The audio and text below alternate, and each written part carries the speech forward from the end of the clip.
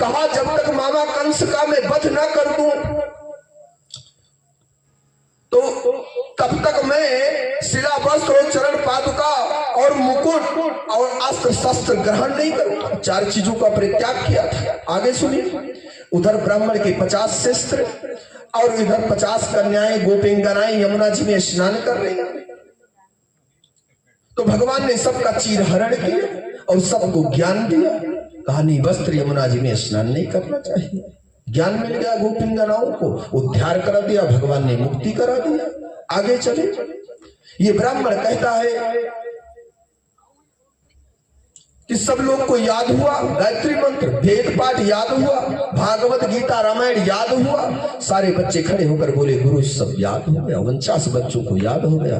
50वां जो बालक था वो हमेशा आगे रहता था, धीरे धीरे खसक कर पीछे हो गया। जब महीने 2 महीने में गुरु जी पूछे तो पीछे चला जाता। बोला तुम बताओ। बोले गुरु जी हमको नहीं याद। ऐसे 10 साल उन्होंने गुरु जी की सेवा किया और पढ़ाई किया, एक भी मंत्र नहीं याद। तो राजन, शरीर से अगर नहीं मंत्र आदि का भाव से, बहुत बड़ा भाव शरीर के अंदर हो तो हनुमान चालीसा का पाठ करोगे तो हनुमान जी की कृपा बनेगी। और जल्दी जल्दी पढ़ोगे तो कुछ मिलने वाला नहीं। मोबाइल से कोई भी मंत्र को दिन रात सुनो, 1 पैसा का नहीं। जब मुंह बना है तो मोबाइल से सुने काम हो तो मोबाइल लगाई दो महामृत्युंजय और कुलापन धैर्य बटोर कर 7 दिन हुए महामृत्युंजय पाठ कराओ मोबाइल से। देखी पचिया वो लोग बच जाते हैं ना, सुने होंगे बहुत पूजा कराए महामृत्युंजय। कहाँ भैया जी गए, 10 साल हो गया जी गए। और कोई 1 ही 2 महीने में और क्यों महामृत्युंजय मिल जाते है, इसका पूरा हो गया मर गए। सारे डॉक्टर भी कुछ लोग कह देते हैं जो धार्मिक होते, जाओ पूजा पाठ करा लो, हो सकता है महामृत्युंजय बच जाए भगवान की कृपा से। है आपके पास पैसा, आप करा लीजिए। यहाँ 15 लाख से ऑपरेशन कराने की क्या जरूरत है, नहीं बचेगी नहीं हमारे ऑपरेशन से। हो सकता है पूजा करा दो तो कुछ दिन खसक जाए, ऐसा समझा। तो ऐसा मोबाइल से कुछ होने वाला नहीं है बिना भाव का। तो भाव कितनी तेज है समझिए।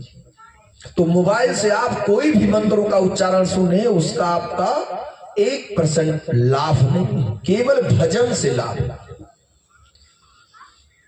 तो सुंदर भाव से चलते हुआ वह बालक कहता है, गुरु जी ने कहा आज से तुमको मैं गुरुकुल से निकाल रहा हूं और मैं तुम्हें साप देता हूं, तुम हिमालय पर्वत पर जाओ, वहीं जाकर तप करो, तुम्हें गुरुकुल में नहीं पढ़ना है। हमने सोचा था भक्तों में कथा भागवत आदि बड़े बड़े यज्ञ कर इस सृष्टि की रक्षा करो। ये भागवत बैठाई गई है विश्व के कल्याण के लिए। इनको खाली लग ही रहा है कि मैं अपने लिए भागवत सुन रहा। भागवत कहते हैं हमें भागवत सुननी है, कहते क्या है भागवत सुननी है। भैया हम भागवत सुने, भागवत ये सुन रहे हैं, लेकिन कल्याण पूरे विश्व का हो रहा है। इसी तरह ये बालक आज जड़ भरत की तरह बोल बैठा। कहा गुरु जी मुझे कुछ आता नहीं है, लेकिन मुझे जो आता है वो आपने कभी सुना नहीं होगा। बोले तो सुनाओ, आप क्या याद किए हो? बोला संपूर्ण वेद वेदांत मंद प्रसाद मुझे याद है। अब सारे बच्चे हंसने लगे। ये बताओ इन्हें ये श्री गणेश आय नमः है, कहीं बोलते पूरा वेद है वेदांत इनका याद है। आज 10 साल हो गए।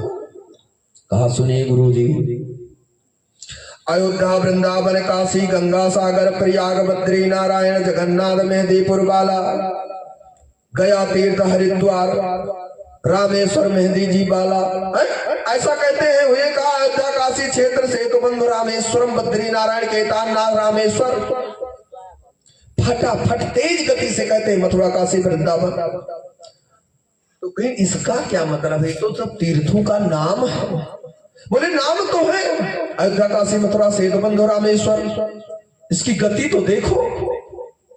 तो गुरुजी ने कहा हम समझ नहीं पा रहे हैं बात, बताओ।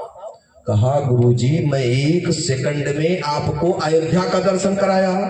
पलक भजते वृंदावन की, पलक भजते जगन्नाथपुरी गया तीर्थ कपिल रामेश्वर सेतु बंधु हरिद्वार बद्री नारायण केदारनाथ रामेश्वर। बताओ 20 सेकंड के अंदर 20 तीर्थों का आपका ध्यान करा दिया। बोले तो तुम हिमालय पर न जाओ, तुम सत्संग करो महाराज, है नहीं? 1 सेकंड में 2400 अवतार भगवान के गिना दिए और गुरु जी का उद्धार हो गया। बोले ऐसे मंत्र याद